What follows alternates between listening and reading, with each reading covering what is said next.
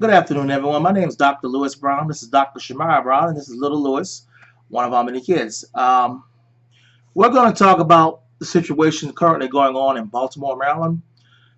First of all, it's tragic. I don't know exactly what happened. All I can tell you is a young man, Freddie Gray, is now dead. And that shouldn't be. Second of all, I'm very, very proud of the way the attorney has stepped up, the prosecutor has stepped up. Attorney Mosby has said that she is going to do a full investigation, that she brought charges against those 6 officers for what they've done. No one should be above the law. No one should be able to just do things and get by with them and figure, oh, I'm a parent, or I'm a principal, or I'm an employer, or I'm this, or I'm that, or I'm a police officer, or I'm a politician. I can do what I want to you and nothing can be done about it. God is always watching. No matter where we go, no matter where we see, He knows our most intimate thoughts and most deepest thoughts in our minds, even before we know them.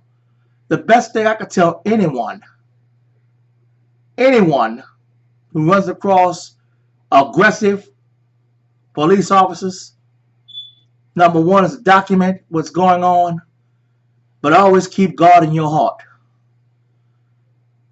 Don't let somebody scare you because of the fact that, oh, they got authority over you. The Bible does say obey them that have rule over you, but I'm going to tell you right now, God got rule over us all. That's the main one we're supposed to obey. That's just like a gentleman I knew running around here. He's a father, doing things that are ungodly, living an ungodly lifestyle, but telling the kids, those in the neighborhood and his own kids, you're supposed to honor me. The Bible doesn't tell you honor the ungodly. The Bible doesn't tell you to honor those that are disrespectful and resentful toward the Lord. The best way a parent can be honored by a child is that child will fully accept Christ Jesus. First of all, the parents have to be living right. If they ain't living right, how can you tell somebody in your family or tell another child what's wrong with them and you got a whole lot of stuff wrong with you? God is not going to come to someone who is ed up with so much of sin that is oozing out from ear to ear and from chest to chest and ouzel to ouzel and tell them, I want you to go over there and tell that person that they're sinning too much. And they are bona fide sinner themselves. Right, Lewis? Yes. You don't do those things. Second of all, you got to learn to live right so your children can see by example that you're trying to do the right thing. If they see you out there committing adultery, carousing, drinking, smoking marijuana, getting up there wanting to run the clubs, talk about raising the roof, and doing all kind of ungodly stuff they expect the children to do right, it ain't happening. It ain't happening. I can tell you that right now. It's not going to happen. They're going to rebel against you. They're going to rebel against you, and eventually one of them will rise up to you and put something on you that your parents should have put on you as a child. I look at the Gay family when Frankie Gay went up in the pulpit and knocked his dad out for killing his brother, Marvin. Many people don't know it happened, but it did happen. Frankie's no longer with us. The father's no longer with us, and we all know Marvin Gaye is deceased. But getting back to the discussion at hand with the Baltimore police, you can go sit down over there, Lewis. With the Baltimore police and how they viciously killed that young man. I don't know what happened. All I can tell you is my opinion of it and what I think and what needs to be done. They are right to be brought and convicted, well, not convicted, well, charged for the crimes that they've done. No one should be above the law at all. No one should be able to do wrong, especially if they're elected to protect you or paid to protect you. They shouldn't be doing wrong and how that, I can get away with it because I'm a police officer. In the end, or I'm a politician, or I'm this, or I'm that. In the end, you still got God to answer to. And while you may think God is not looking or God is not watching you, He's watching every move we make. Good and bad, things that we do, He knows all of it.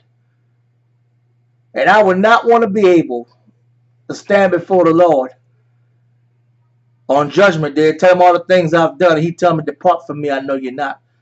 Because I lived a wicked lifestyle, because I didn't accept the fact that I was a sinner and didn't want to change. Or stand before the Lord and have to say, well, I did this because I didn't know any better.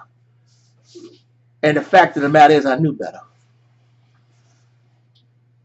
What we need to do, I've been hearing a lot about racism. We're coming, Lewis. I've been hearing a lot about racism, and it's been around for a long time. And I'm going to tell you the best way for the African American community to really stop, sit down, Lou, to really get to the core of racism, you got to get it in your own community. When you got light-skinned African Americans who don't want to date dark-skinned African Americans, or telling somebody because of your last name, I don't want you in my family, or telling someone I don't like you because of the way you look, or saying something that's very racial and y'all come in the same race, you're both black, there's a problem. When you have somebody sitting down there thinking they're the king of kings and the host of hosts and got their nose turned up and always bragging about what they got, that's a problem, especially when they're putting out all the blacks.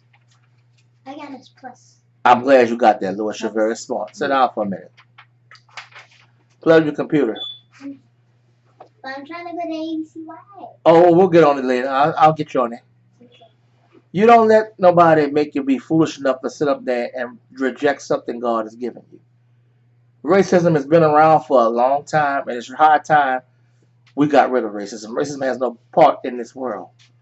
But you got your people that are in positions of authority, so they think, and they discriminate against other blacks. Or discriminate against people they don't even know. We've all done it, and we've all had it done to us. I had it done to me so bad that I turned to block bad people out of my mind.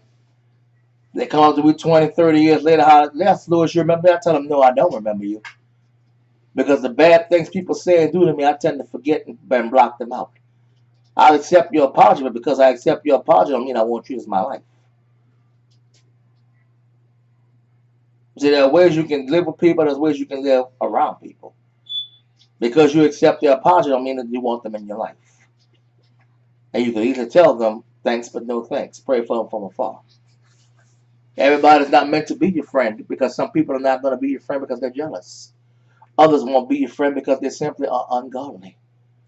And believe it or not, you got a whole slew of ungodly people running around here, pretending that they're deacons, pretending that they're pastors, and pretending that they this and that, and running up in the church and doing all kind of ungodly stuff.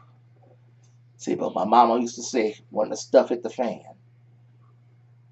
God go catch them with their works undone.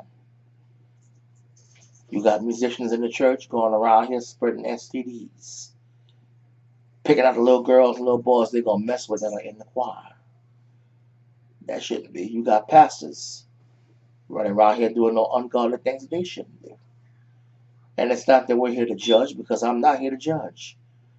But if your actions don't line up with the words that you profess out your mouth, that you love God, quit telling God you love Him and you're not. Sit down, Luke. And you're not going to keep His commandments. Quit telling your neighbor you love your neighbor and you running around there talking about them behind their back. Quit telling your coworker, oh, I got your back, or I like you a lot, or you my girl, or you my boy, and you're trying to get them fired. Don't be a hypocrite. Don't be somebody that everybody else look at and say, oh God, here they come again. Be somebody that you can be proud of, and somebody that God can look at and say, I'm proud of this person. Don't be a wishy-washy individual. Be somebody that God can look down on and say, I'm going to let my love reign on them. Not somebody that God could look at and say, there's no way you're coming up here. It's time that we learn to get along with each other and learn that the only way we're going to make it is if we help each other. You have too many people nowadays that are practicing racism and using their positions in society, most oftentimes than not, like the police have been doing on black males and on people in general, but more specifically on black males. It's like it's open season on them. What I say this, for the crooked ones that are out there, the crooked politicians and law enforcement, God got your season set for you. And remember, what man may tell you will come to wither away. But what God tell you, and when God put his hands on you, it'll be well done. And that race you running won't be won. And you won't have a joy walking around heaven all day. But if you're lucky enough, you might be able to negotiate yourself a nice, cool spot in hell.